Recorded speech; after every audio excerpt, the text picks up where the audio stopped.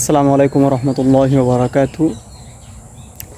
যদি আপনার মধ্যে অহংকারী চলে আসে, তখন আপনি এমন একটি জায়গায় চলে যাবেন যে জায়গায় গিয়ে আপনার অহংকার শেষ হয়ে যাবে।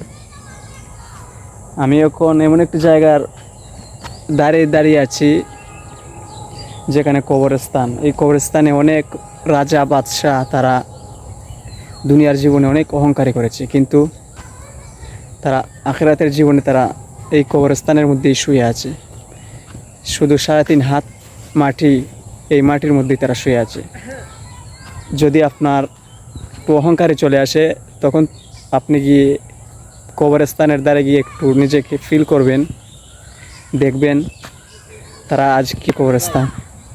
এই কবরস্থানের মানুষ আজকে খুব বেশি অসহায়। তাদের কাছে কোনো মানুষই নেই যে তাদেরকে কোনো সাহায্য করবে, তাদের কবরে গিয়ে বাতি চালাবে। এভাবে জীবনে অহংকারী না করে শিক্ষা নাও। যদি অহংকার বেড়ে যায় তাহলে কবরের স্থানের দ্বারে এসে একটু নিজেকে অনুভব করবে।